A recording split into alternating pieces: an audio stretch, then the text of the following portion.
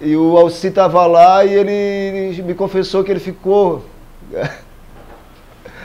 contando quantos palavrão eu ia falar durante o agradecimento do prêmio. Eu digo, pô, eu acho que eu não falei nenhum, cara, me segurei. Ele falou 4.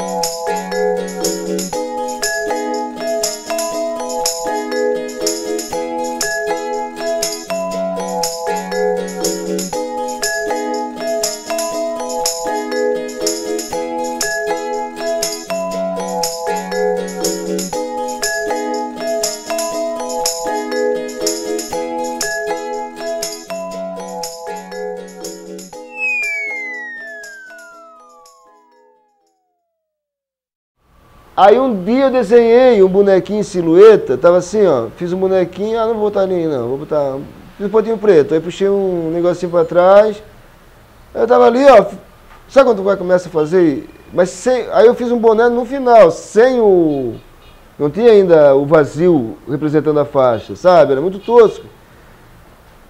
Aí eu fiz aquilo, eu achei pretinho, talvez pro Chaplin e o garoto, eu fiz um garoto do lado dele também em silhueta. Aí tá, aí eu puxei a linha, antes de fechar o quadrinho, eu gostava muito, sempre gostei muito de brincar com a estrutura e tal.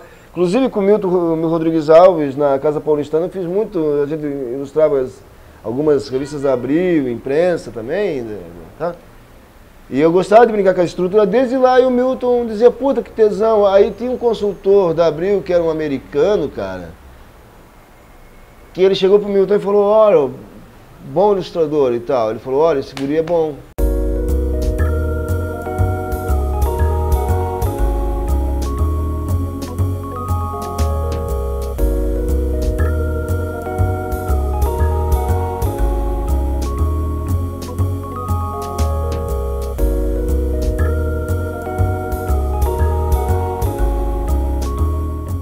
Cara, eu sempre fui muito fascinado com teatro de sombra.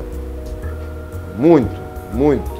Inclusive, descobri que o teatro de sombra foi forte na Ilha de Java, teatro javanês, teatro de sombra javanês. Aí comecei a pesquisar na internet e o que mais me agradou foi que só tem coisa tosca. Tem uns vídeos de uns turistas, uns caras que devem ser retardados que nem eu, com dinheiro, né, cara? Porque eu sou retardado sem dinheiro. Aí os caras viajavam pra lá, queriam filmar, mas filmavam de uma maneira muito tosca, assim. Não conseguiam filmar, filmavam os caras, não sabiam o valor daquilo, sabe? Eu era assim, eu sou um cara que uma hora que eu encontrar um próximo amigo, o Matheus Schirtz, eu vou pedir pra dizer, ó, pô, pede pros teus amigos lá fazer da National Geographic, fazer uma matéria sobre teatro de sombra da Ilha de Java. Né, cara? Que é um tesão, é feito com os bonecos são todos de couro. Na China deve ter até teatros que fazem teatro de sombra hoje de uma maneira acadêmica, se você for atrás. Tem muita referência de silhueta, né? Desde quando tu vê silhueta por aí? Principalmente essa silhueta de trânsito. E tem a coisa do desenho primitivo, de cavernas, que os bonequinhos correndo são silhuetas. Aquilo hieroglifo, né? Aí, pô, tem mais coisa, cara. Tu vê, ó, agora eu tô me lembrando, tem Museu da América Latina, em jarros da Colômbia, onde eles contam a história toda desenhada no jarro da família. Conta a história do povo, da família, desenhada no jarro da família. Ó, como chegamos até aqui. É uma história em quadrinho. Então tem várias coisas que tu diz, pô, eu consigo contar com imagem. Aí tu vai somando, a silhueta vem mais ou menos aí. E aí, bicho, eu era apaixonado, sempre fui apaixonado pelo cinema do Chaplin. Acho que muita gente que hoje em dia é palhaço deve ter começado pelo Chaplin. Claro que depois aí tu descobre os outros grandes palhaços, os outros grandes clowns, tão maravilhosos quanto, né? Buster Keaton, né, cara? Se tu for olhar, é uma outra coisa, uma outra pegada, que cada um tem o seu palhaço, né? Isso que é o legal do palhaço. E aí eu fui fazer um curso com a Silva Lebrão, que lá no Parque da Água Branca, os cursos elas são assim, tem um preço que hoje eu poderia pagar, na época eu não podia. E ela estava dando um curso gratuito no Parque da Água Branca. Então eu fui lá nessas aulas. Ali naquelas aulas, naquelas pequenas workshops, ali muito poucas, e era muito engraçado, porque ela é muito engraçada, né? Ela é clown, uma das grandes clowns que eu conheci assim, na minha vida. A primeira e a grande clown, assim, uma das grandes. Mas assim, pessoalmente, né? E ela é muito engraçada. E ela dizia, Paulo, o que tu quer fazer mesmo? Eu dizia, não, vou fazer um personagem de quadrinho com essas aulas. Aí você não entende nada de quadrinho, Paulo, só entende palhaço. Aí eu dizia, não, vai dando a aula que depois eu invento.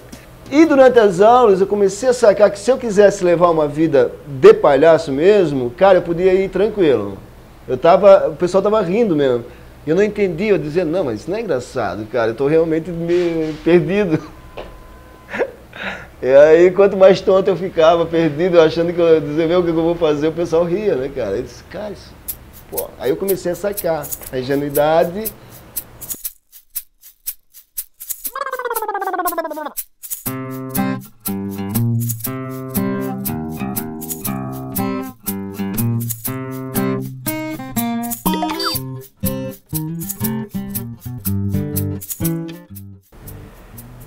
E aí com esse curso de clown eu disse, opa, tinha me a paixão pelo Chaplin, eu digo, opa, eu já estava fazendo, meu primeiro livro antes do Tulipe, que é o Estocadas, ele já era todo, é a fase da masturbação, né, do sexo. Porque todo mundo acha que vida de solteiro é legal pra caralho, cheio de mulher, né? Uma mulher por semana e o resto é bronha, né, cara? É um negócio muito... Isso se o cara for um garanhão, ou o Chico Sá, né, que sabe trabalhar. E aí eu tinha essa vida hoje de casado e a minha filha nascendo. Aí, cara, puta, aí é como se os caras derrubassem um caminhão de flor na janela, entendeu? Ainda mais aí como é que vai ser a menina. Aí fudeu, né, cara? Aí tu começa, tá. E quando nasce, é uma mágica maior ainda. É um negócio, é tu segurar o universo inteiro nos teus braços. Eu costumo dizer que é a coisa mais alucinógena que eu experimentei depois de café torrado, entendeu? Assim, é muito forte. É um negócio muito forte, muito bonito. Ter um filho, né? E um dia, cara, querendo achar um personagem, a minha filha ia nascer, eu digo, puta, eu tenho que fazer um negócio muito fodido, cara. Eu tenho que dizer, no mínimo alguma coisa muito legal pra caralho, que era pra minha procura de toda uma vida, né? O Van Gogh, ele falava que a gente tinha que viver a vida desenhando mesmo os grandes mestres, copiando os quadros e seguindo mesmo os grandes mestres, até uma hora que tu conseguisse se libertar dele e fazer algo realmente original. Então, assim, eu tenho muito do Mordilho no meu trabalho, eu tenho muito de Chaplin, eu tenho essa coisa de mastigar, comer tanto esses caras, e fica tanto no inconsciente que acaba sendo você, entendeu? E aí eu pego a minha tontice, que é daqui da Augusta, que é de ir no banco e deixar a mochila cair no chão e assustar todo mundo.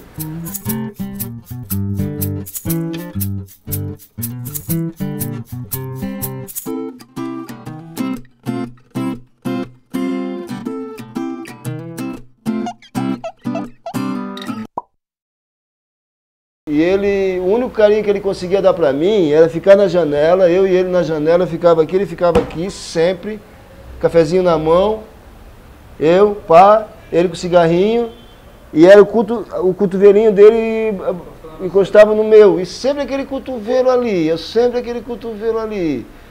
E eu ali, e anos, cara. Aí um dia eu cheguei pra ele e falei assim, ó, ô pai, por que o pai encosta sempre esse cotovelo aqui em mim, cara? Ele disse, não, porque eu tenho inveja do carinho que a tua mãe te dá todo dia, pra vocês. Que eu nunca recebi carinho da minha mãe. Então o único carinho que eu posso dar pra ti, filho, é esse cotovelo encostado no teu. Eu não sei dar carinho. Esse é o meu carinho. Porra, bicho, isso foi a maior... Essa foi a primeira porrada do Chinese Mad County quando você começa a crescer, entendeu? É porrada sentimental, eu prefiro muito mais a porrada sentimental. Eu acho que o Clóvis é isso, ele pretende ser uma porrada sentimental. É pegar o cara por um sentimento que é meu. Não é uma coisa que eu fui lá, vou armar, vou botar uma chuvinha, vou botar uma menininha gotosinha, uma menina fofinha, vou fazer um negocinho bonitinho e vou emocionar. Não, não é calculado. É eu, a minha filha, a minha mulher e a minha rua.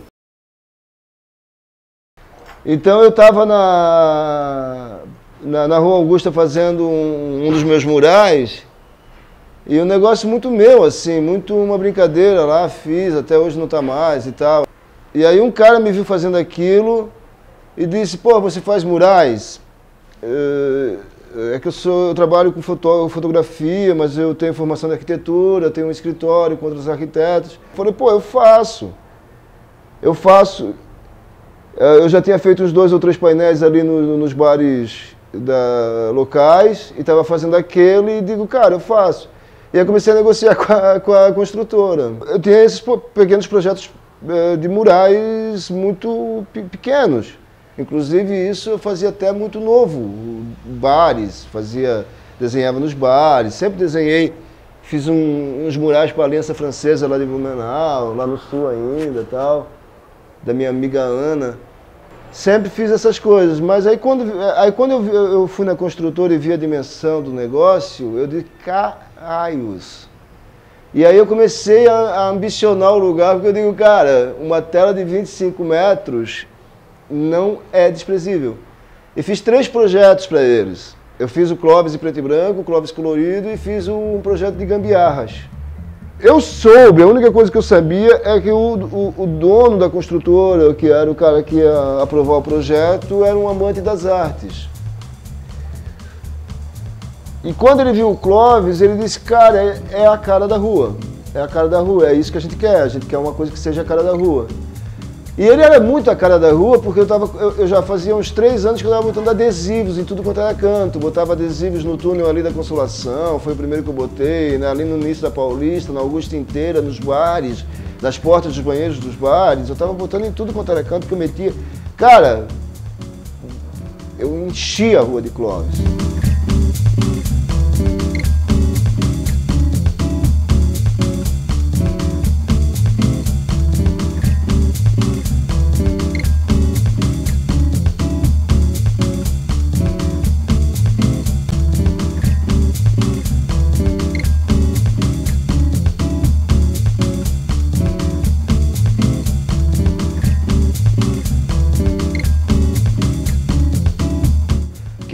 A primeira encomenda foi uma menina que pediu o Clóvis, que ele está andando e ele está pensando. E aí o balão do pensamento vai se transformando numa grande nuvem gigante que encobre toda a cidade.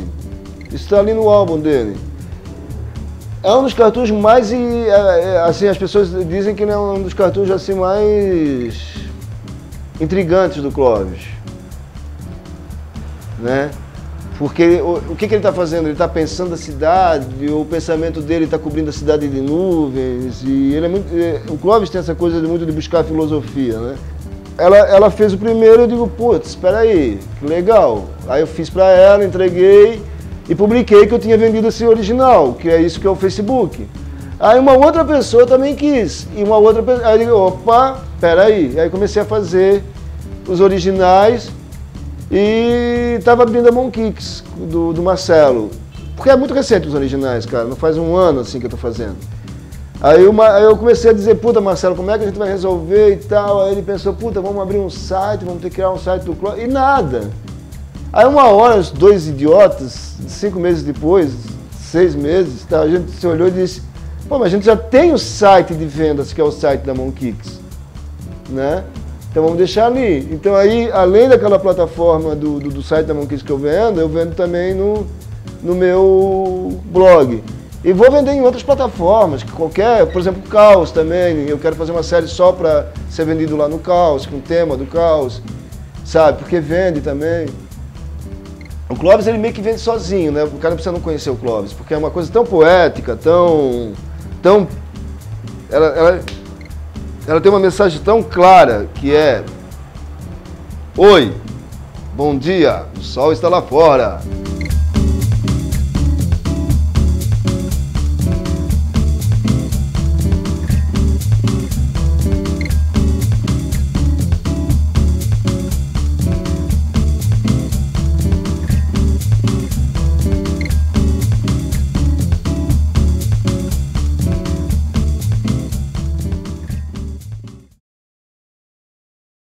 A primeira coisa que eu fiz, chorei. Aí fui lá, minha mulher estava em casa, minha filha estava em casa, ela viu que eu não parava de chorar. Aí ela tirou a pequena, falou, o papai está triste. Aí a minha filha, por que ele está triste? Né? Aquela coisa, eu chorando que nem uma criança lá fora. Aí depois eu amaldiçoei, né? Quem tinha que amaldiçoar. Aí eu me lembro que eu rezei, aí eu liguei para a Bia. Mas, cara, eu liguei no impulso, cara. Eu disse, como é que essa mulher tá? Aí eu liguei e disse, pô, Bia, tá precisando de alguma coisa? Aí ela disse, não, Paulo, tá todo mundo aqui. Todo mundo da igreja veio aqui, um monte de gente da comunidade aqui. Aí eu digo, pô... Não sabia o que falar. Cara, se tu precisar de mim, precisar de alguma coisa, precisar de qualquer coisa, ir num cartório, qualquer coisa, liga pra mim. Aí um dia ela foi fazer essa homenagem ao Glauco, aí ela disse pra mim, pô, Paulo, não me esqueça daquela ligação que tu fizesse, cara. Tu me ligou pra saber como é que eu tava. Então eu devia ter sido, assim, um dos poucos que ligou, assim, né, cara, ali. Eu não sei quem ligou mais, deve ter mais gente ligada, mas alguma coisa ficou ali daquela atitude. E ali ela me convidou, ela disse, olha, tu é meu convidado de honra na homenagem que a gente vai fazer pro Glauco.